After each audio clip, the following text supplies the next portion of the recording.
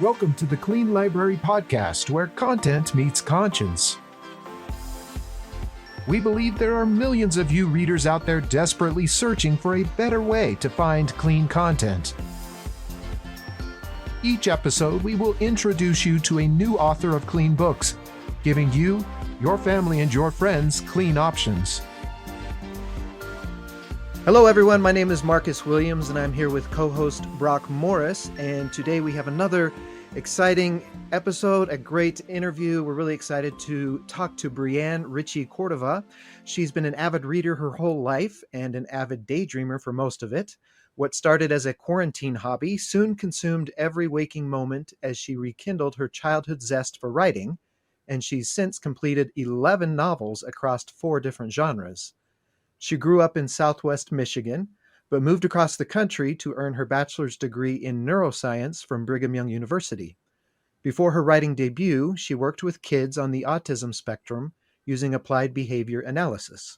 She now lives in Utah with her husband and 2 daughters and enjoys binge reading, soccer, and critiquing cheesy films aloud to her captive audience of barely alive houseplants. Married to a sweetheart of her own, she's a sucker for romance. The swoony, make you giddy, healthy kind of love is her favorite. Welcome, Brianne. Thank you so much for being on the show with us today. Thank you so much for having me. I'm excited to be here.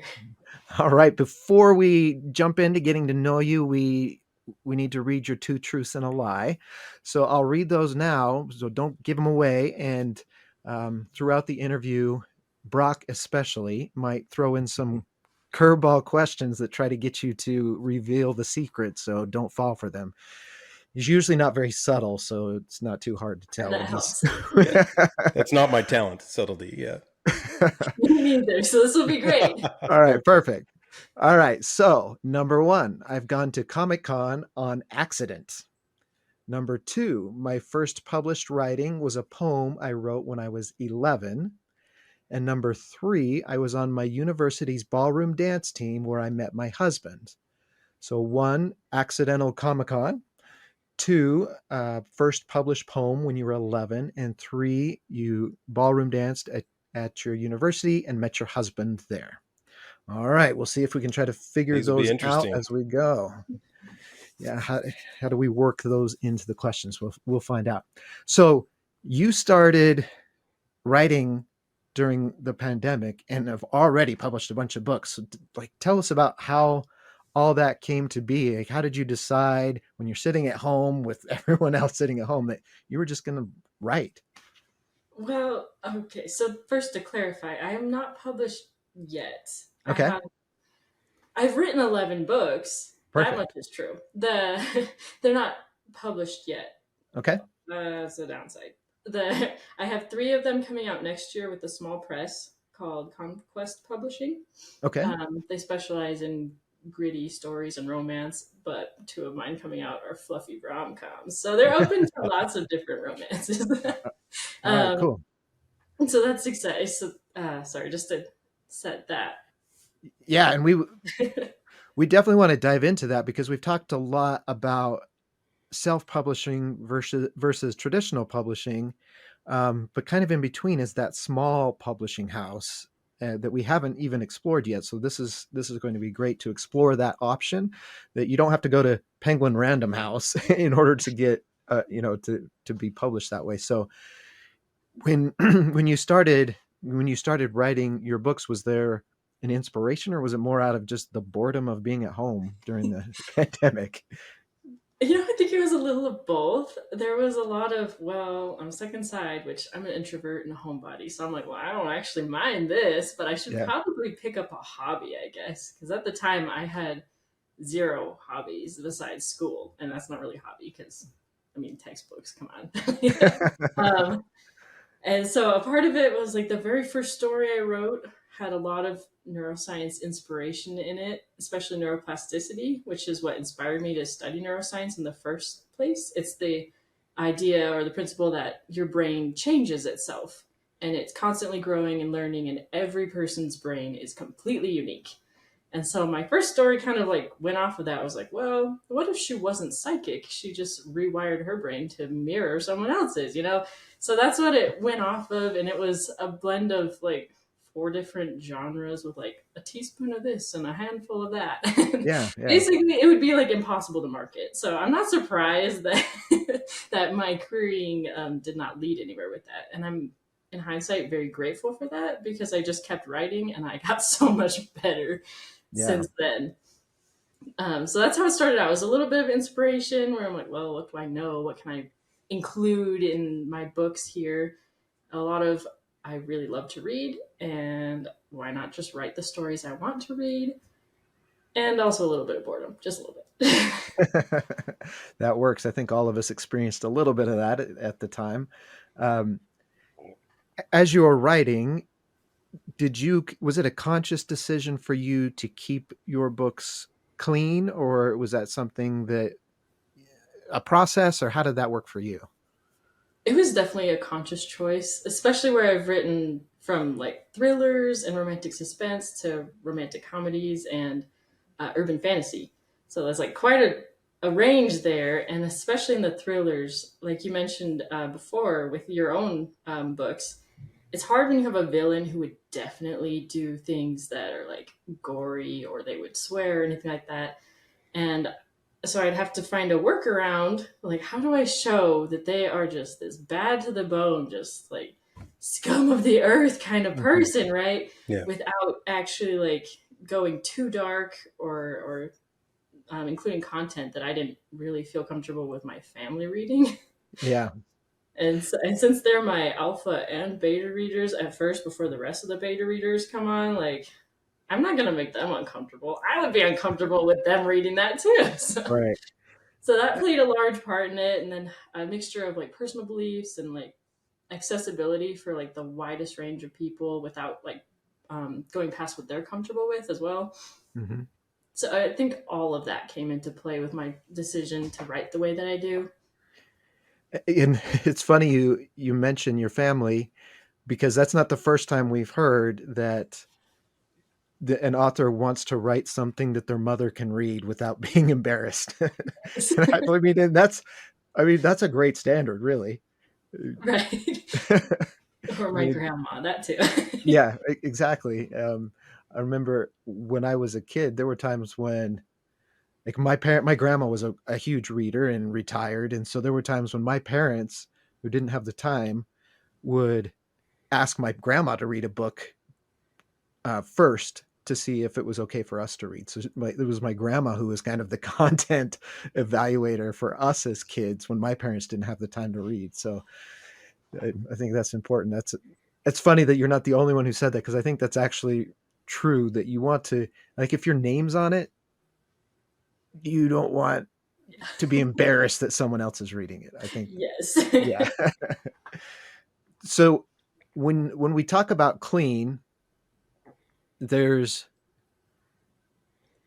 could mean a lot of things. We've had people ask us that we've invited on the show, well, what does that mean? I don't know if my book applies, So for you, when you say your books are clean, how do you define that?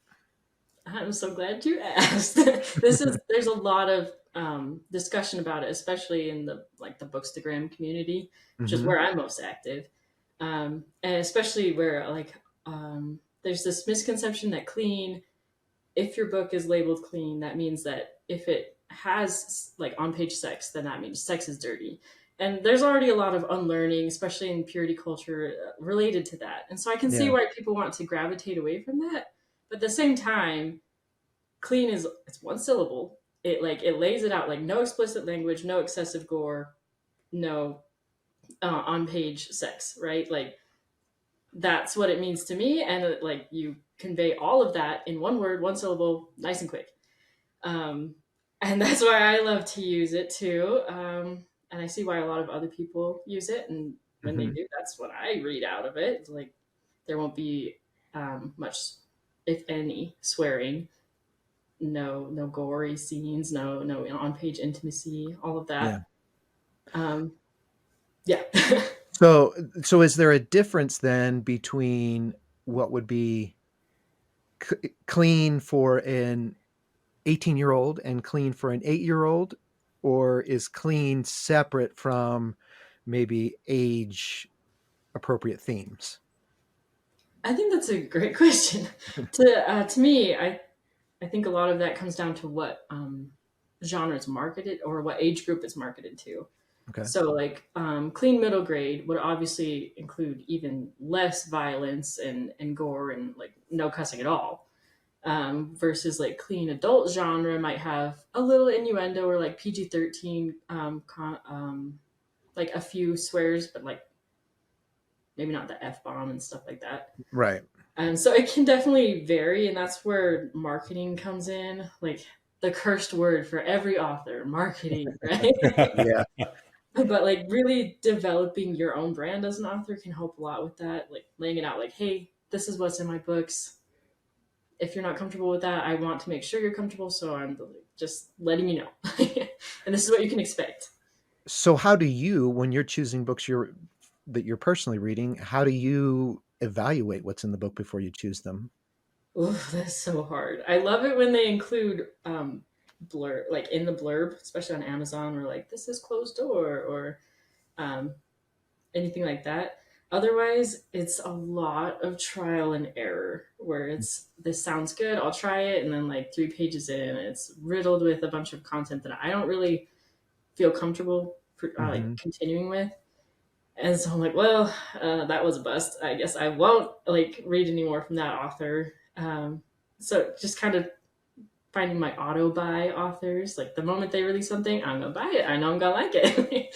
And Right. then a lot of reviews on Instagram. You just like finding the content creators who tell you like, hey, this is the spice rating. This is like swearing levels and stuff like that. It's hard to find them though. Right. That's the hard part there is finding those who will tell you and make it very clear like this is how I rate things. I let you know what you can expect.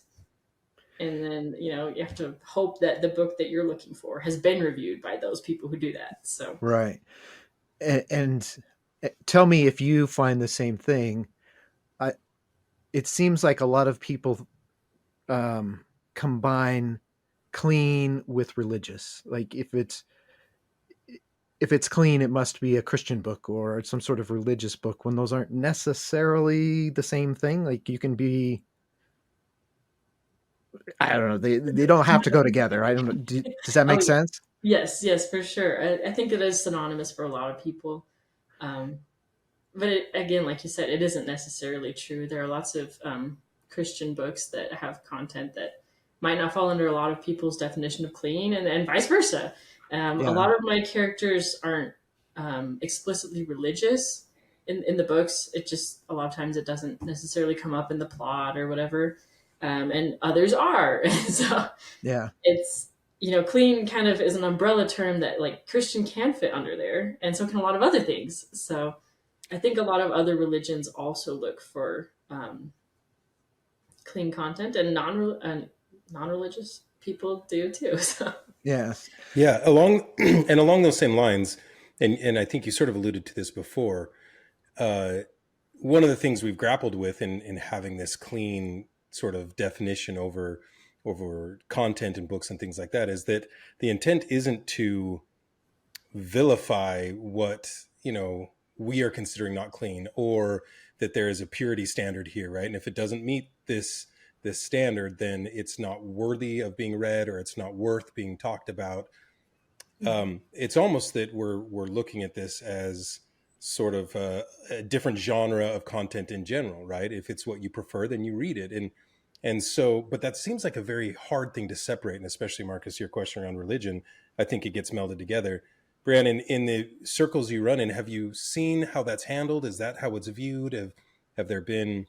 Do you have any further insight on how you sort of separate it from this isn't a holier than thou sort of conversation, right? This isn't a we're better than you because we're saying that it's clean. It's just a chosen style of writing. But is there a way that's handled or discussed that you have any insight into?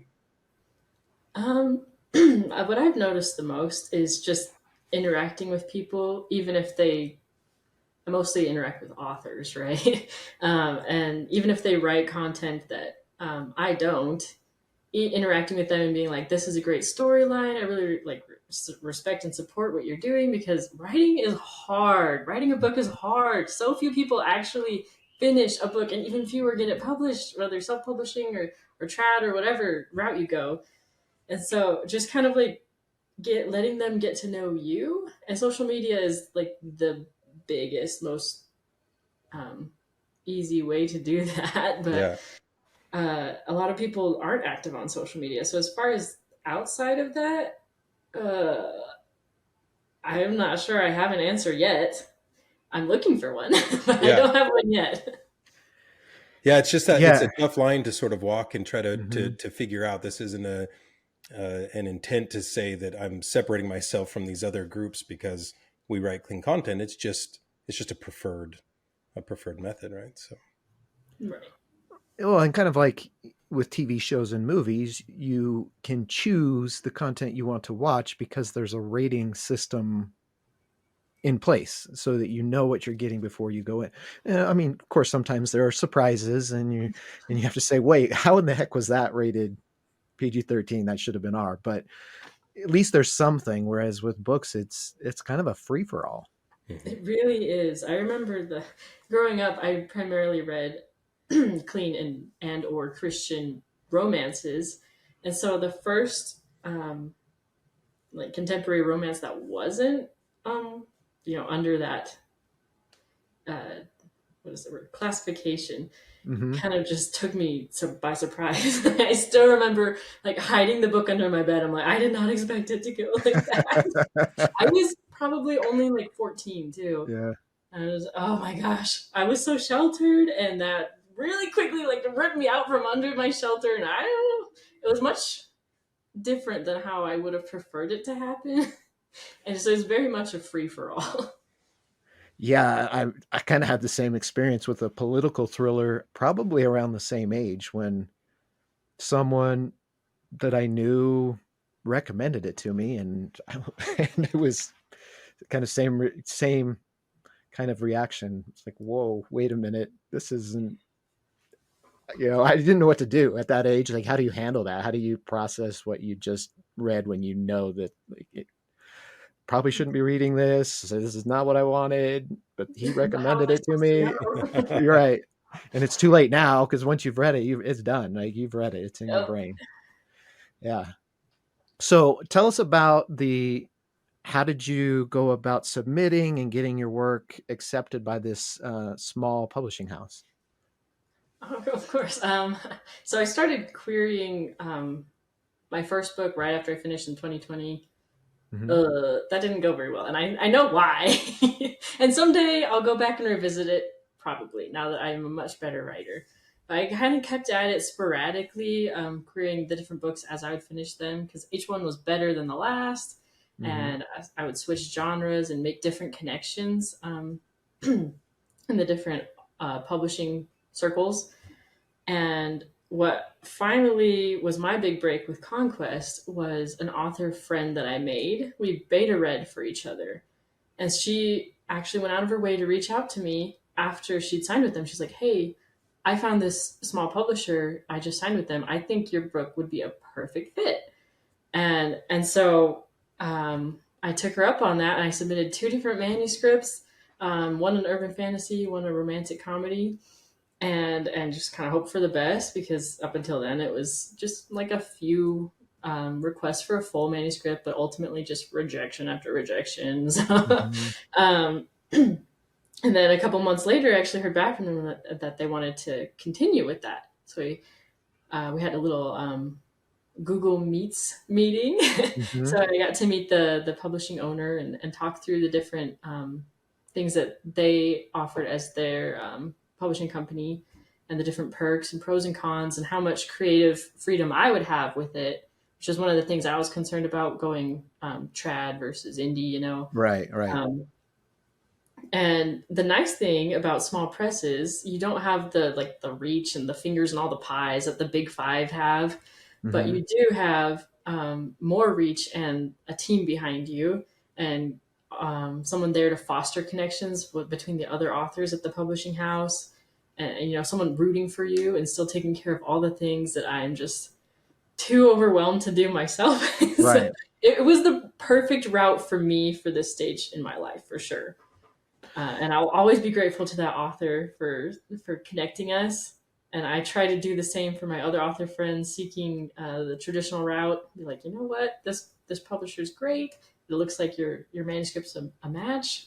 Trying to like pay it forward, I guess.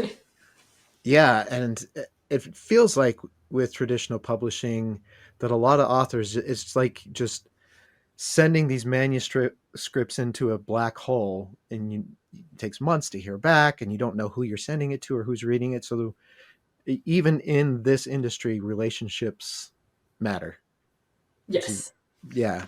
definitely. And it is definitely a long game too. Like one of the reasons I still continued with traditional publishing is because time was not really a problem for me. Hmm. I was like, well, I can wait. I'm already writing the next thing. So I was like, maybe that's an unusual perspective to take on it. Um, but it worked for me. Yeah. And I'm very grateful that I was finally able to make that break after a few years and writing conferences and all sorts of writing tips on Pinterest. So was there a time when you were ready to just give up and self-publish, or you were always, no, this is the route I want to go? There were a few times I definitely thought about it, and if my girls were a little bit older, I think I would have gone that route for sure. Especially after really getting into the Bookstagram community Hmm. and like making author friends and reader friends and seeing like people are actually excited to read my books. What? And It's a good so feeling. and actually finding out like, oh, I could probably actually, do this and people would read it if I let them know that I published it. And at the same time, looking into all that goes into self publishing, like I can't do that right now. At the Right. stage that I'm at, I have a 6 month old and a 2 year old. I have too many things on my plate at the moment. So that's just going to have to wait. Yeah, that makes total sense. And I don't want to imply to everyone listening that going self-published is giving up in any way on like Right. it's a path that it's a choice, and one is you have to find what's best for you and where you're at. And Mhm. for me with self-publishing for a lot of different reasons, and you it's traditional publishing. And I think it's important for authors to respect that decision of other authors. I see a lot of judgment, um, especially trad published authors judging self published authors that maybe their work's not good enough because they're self published. And I don't like why there shouldn't, why not support each other? Exactly. You still wrote a book, you still published. It's hard either way. And my Right. favorite authors are indie authors. I love their books so much. And some trad authors I love them too, and others I really don't. So there's a book out there for everyone. And Yeah. that self-publishing allows more books to get out there than what will sell well. Because that is a lot of times what it comes down to with traditional publishing. It's not whether or not your book is good, but whether or not there's a market for it. And there's always a market. It's just, is the market big enough? Or are we willing to go out and find it? Yes, Or, exactly. yeah. And that's the hard part. Either way you go is finding your people, your readers, your tribe, whatever you want to call it, the people who want the content you're creating. So do you think that writing clean books is an advantage or disadvantage in the marketplace, and why? The marketplace at large, I would Hmm. say is a disadvantage because there's like the saying, sex sells, right?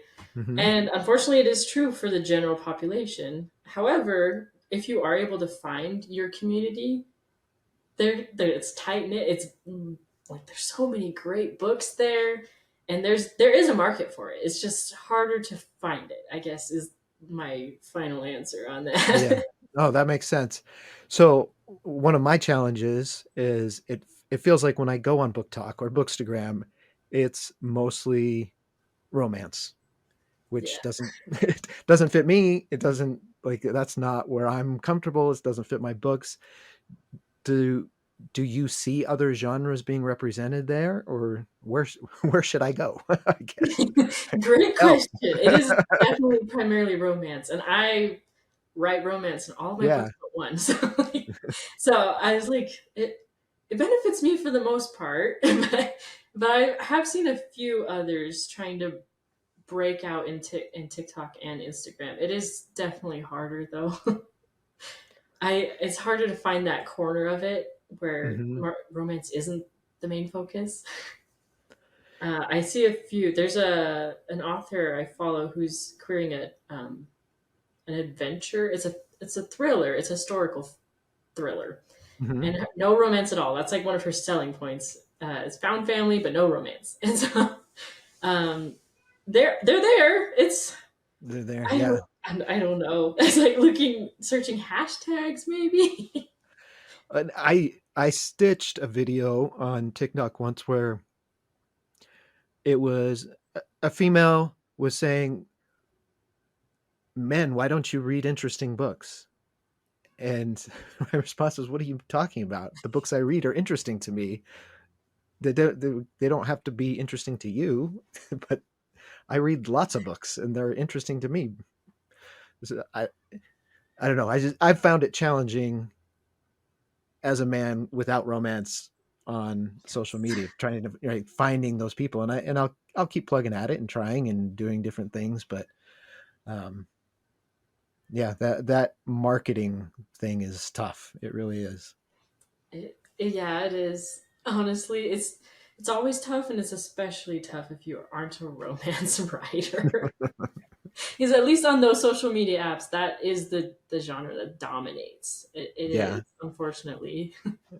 and it's funny when I put out books for ARC readers for reviews. The one that I get the most takes on is my Christmas book, which has some romance in Oh man. it. So, I mean, I'm like, okay, well, can I transition those readers into the other books? Right. It's like, did you like the writing style instead? Right, Like, we can right. just work with that, you know? So with your go ahead, Brock. Okay.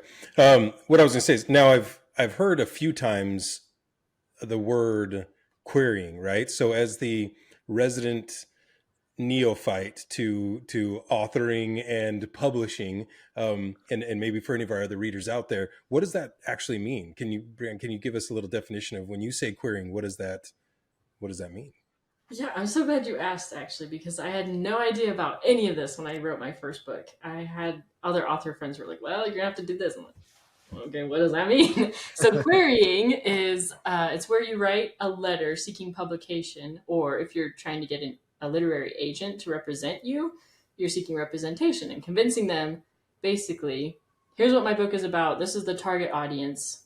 Um, these are books that are similar and why, and will you please represent me or publish or read more about it? It's basically selling your book, but in one page.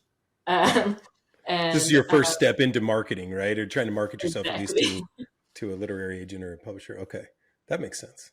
And how long does it take to get a response from those letters? Usually months. Sometimes I've heard of other authors, they like get the rejection like immediately. Usually if it's just like not what the agent or publisher is looking for. Other times, and most often, it takes months to get a response. It is a Yeah, long game. long And are game. you not necessarily just going at one? I mean, is this sort of a shotgun approach where you're trying to query multiple? Yeah, for Yeah, sure. got it. Okay. So before you got referred to the publisher you're using now, how did you even find the ones you wanted to send it to? Obviously, there's the big five, but how did you find all the other ones? Good question. I had an author friend direct me to, man, I'm like blanking on the name too. One of them, I think, is Query Manager or Query Tracker, where you can look up, it's a website, you can look up by genre what agents are representing that, and um, other times I just straight up Googled it. Hmm. Like publishers looking for urban fantasy that don't require agents. And I was able to find a publisher to submit to that ended up, they requested a full manuscript, which I did not ever expect because you end up in the slush pile if you don't have an agent like championing you, you know? Right. And oftentimes a slush pile is called a slush pile for a reason. It does not get much love. Yeah. That's just got to be tough, waiting months and even forgetting you even submitted it to this person, and then you get a rejection letter. You're like, great, thanks. Yes. I was having a good day. Exactly. I forgot I even did this, but now my day's kind of ruined. Thanks a lot. Exactly. So if you could go back and give yourself advice when you started writing, what would you tell yourself? A good question. I would probably tell myself not only to keep going, um, and that there are people out there who will read your books and they will love them. You just got to find them. Mm-hmm. But also thinking back to that very first book I wrote, pay attention to like genre expectations. It's like if you want it to hit a good note with the readers, have them really resonate with it, they're expecting certain things if they pick up suspense or thriller or rom-com, you know. They Mm-hmm. expect certain things, and there are certain beats you have to hit, like in the rom-com obviously they need to declare their undying love for each other, right? So that has to happen at some point. Right. And like the different relationship building scenes that lead up to it. And there's also word count to take into consideration. A lot of readers don't really care as much about it, but if you are going the traditional route, publishers and agents often care a lot about it, because again, genre expectations, and they're thinking about cost, right? Like the more Mm-hmm. pages there are, the more it costs to produce it. And if you're a debut author without this huge fan base behind you, how do they know it's going to sell? Like they could be spending all this money on this really thick book that no one's going to read. Right. And so that was something I wish I would have paid more attention to. I was like, well, it's a good enough story. It won't matter. Oh, well, actually, it's That's always room for improvement. Yeah. That's really interesting because I also feel, do you feel like that transit or that transfers to or includes certain genre tropes too? Because I think sometimes people use that word with sort of as like a dirty word, right? Like, you know, we're trying to get away from the genre trope. But when you say genre expectation, which I think is very legitimate, does that transition too? Do you feel like that there are some expectations that certain tropes, regardless of how cliche they might be, but that's included in that genre? Yeah, I would say so Yeah. for sure. Like if it's a romance book and they go to the inn, there's gonna be only one room available. Right. It is what's gonna happen, right? And a lot of times, like it can be really cliche, and a lot of people dislike the cliche, and but a lot of people, like myself, live for it, right? Like they Yeah. read the "Who did this to you" moment, right? Like Which kind of goes back to what you said earlier, which is write the books that you want to read, and it doesn't matter if it's cliche or it's meets a certain expectation. If it's what you like, chances are others are going to like it, right? exactly. The comfort of knowing something or like having it be familiar to you, that's a lot of what drives especially romances, right? And so not to exclude you, Marcus, because you don't No, really write as no. many romances, but that's what drives a lot of it is the familiarity, right? Like that's the same Yeah. reason I go to a restaurant and order the exact same thing every time because I know Right. I love it, right? And I know what Right. to expect. So Well, and that's why the Hallmark Channel is still in business, even though we exactly. we all joke that there's only, so many plots, but everyone loves it because they know Exactly. exactly what they're going to get. And yeah, and I mean, and I think that exists for other genres as well. Like I have a Western that I tried to follow certain tropes in that, the kind of the hero's journey of the rugged cowboy. Yeah, for So sure. yeah. And it's interesting though that you I don't know if it's school and English class where you're taught to be creative and think outside the box, but really that's not what readers want. They don't want the out of the box book. Or if it is out of the box, it has to be very calculated. Like these things Right. can be out of the box, but everything else has to fit very neatly in that box for us to allow that, you know? So Right. Right. And I mean, if you try to think of what books have really broken through those barriers and have been popular, it's, I don't know, it's hard to think of off the top of my head. It's hard to think of those. yeah, for sure. I don't think I have any. It's like, even the classic literature, that was pretty groundbreaking for the time, but now I'm not sure. Maybe I just don't read enough literary fiction, but No, but I think it does play to a very niche fan base too, right? Like some of those that do break the mold so hard that yes, they get a lot of notoriety, but it becomes a very select group who really latches onto it.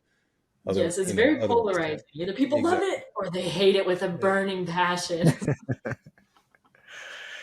Uh, yeah, I guess there's pros and cons to that as well. You know, if you're getting attention and you're getting people talking about it, then that's marketing. That's true. It's like Other- I think there's a saying like bad press is still press, or any kind of uh, press is still good. I don't yeah, know. There is a saying, and it's a good one, and I don't remember it. no such thing as bad press or something like Yes, that. there There you you go. go. There you go. There That's it the is. one. You I got put two it. and two there. Yeah, yeah, and frankly, that'd be awesome if people were talking about my books. I don't care if they like them or not. So, um, well, take one of your books and tell us more about the story. All right. Well, I guess I should probably start with my debut that's coming out Yeah, next spring, about a year from now, which sounds like forever away, but at the same time, it's so close. it'll um, come fast. It's called Cream and Punishment. It is about an anxious baker who moves next door to the man whose life she ruined. And along that journey, she also catches a thief. So, her character was largely inspired by ADHD in Hmm. adult women and how it's so often misdiagnosed because it doesn't present the way that ADHD is stereotyped to present. Um, and so a lot of that drives her choices and the anxiety and the rejection sensitivity that she has, where she's like, oh my gosh, this guy hates me, I ruined his life, like why wouldn't he hate me, he's gonna like take his revenge any moment now. But the entire time, like, it's pretty obvious to the reader that the guy doesn't hate her like at all. And Hmm. so she's like making up these scenarios like, no, he's gonna take revenge, this is the worst, like I'm gonna die. And so it's an unusual dynamic in that sense, where she thinks they're like sworn enemies and she's just terrified of that retribution. And he's like the most golden retriever male lead ever, like just the happiest go luckiest person ever. Yeah, Which is exactly what her anxious self kind of needs at the end, you know. And the way that she like progresses and realizes why she thinks the way that she does is pretty huge in her arc. But yeah. it's So very use funny. yeah, using some of that neuroscience background. Yes. I try to include some kind of heavier or more serious topic in all of my books, whether it's the fluffy hallmarky rom-coms or the thrillers where, you know, it's like action and Yeah, suspense the entire time. So that's cool. That gives depth. yeah, And is and there, hopefully it raises awareness too, right? Right, right. do you find, and I love that also, where, weaving in sort of these modern day, or I shouldn't say modern day, but some of these things that we're becoming aware of more now, real life challenges into a story. Is there a method to doing that in a way that still drives the story forward, whether it's mental health challenges or something like ADHD or whatever the case might be? What's sort of your approach to weaving that into a story, um, without it maybe overtaking the story, right? Without it being this isn't a book on mental health, right? But it is Right. part of real life. Yeah, I think a lot of it comes down to how you build your characters. I start with the characters and go with the plot from there. And so there'll come a lot of whatever it is, whether they have a gluten allergy, like another rom com lead, or anything like that. It just comes out in the way that they act and behave a lot of times. So it's not explicitly like preaching to you about mental health or anything, but it's like showing you like these people, this is the way they exist, this is the way they live, and there's a reason behind some of these choices. And as a reader, you get an insight into that. And that's what I love most about books is you get kind of in their head in a way that isn't overwhelming. I feel like if it was a mind reader, I would go insane like in a minute, right? But as a reader, it's more filtered. You get to picture it more like a movie that way. And that's how I like to filter it through, is just how they act based on what it is about them. Kind of like how I may have anxiety and depression, but that doesn't like, that's not all I am, right? Like I'm not my mental illnesses or whatever. So that's the way I kind of look at it, I guess. I'm not sure if that really answers your question. Absolutely. No, it absolutely doesn't. Allows those who can relate to connect more to the character too, right? When it's written into their everyday life and those experiences are things that they likely then relate to, which was a beautiful thing to have in a story. Yeah, that's the goal anyway. Yeah, absolutely. So do you have any clean authors that you would recommend to our listeners to look up? So many. I'm so glad you asked. Give us a couple. I can like divide them up by genre too. So like urban fantasy, K.M. Shea, and Stormy Black, who writes in rom-com as well under the name Dulcie Dameron. Those are all what I would consider clean and great storytellers. And in romantic comedy, I'll try and keep it down to a few, but there are so many and I'm very passionate about it. So let's see. There's Gracie Ruth Mitchell. She also does some romantic suspense. Sarah Jane Woodley. Let's see. Now I'm blanking on all of them. All of them. After telling you I have so many. There's also Janessa Fayette, J.C. Howard, Rachel John, just to name a few. I could send you a whole list if you want. So. Yeah, I think you've already listed more than most of our other guests. So that's great. That was perfect. That's great for indies, and I love their books so much. So. Yeah.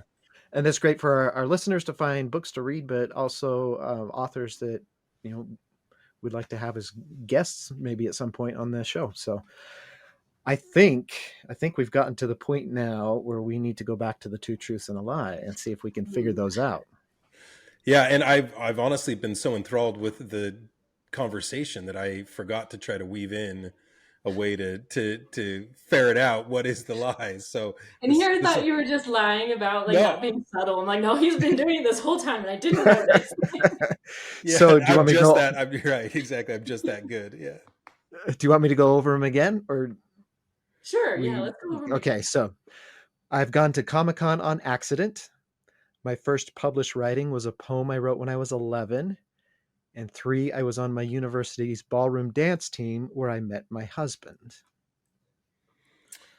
All right, Brock, what do you think? So I'm just going to try to take from the information that we know. I think you said that you had picked up this hobby of writing during the pandemic, and it had been since you were 11 years old, I think was that what you said? Or maybe when you were young. Yeah. So I'm going to say you probably had written a poem when you were younger, when you were 11. So I'm going to say that's true. And ballroom dancing. I'm supposed to tell you whether you're right. No, you're just supposed to stay. This I got to make my talking guess it out. too. I got to talk out my justification for my decision. And talk about meeting your husband, right? And that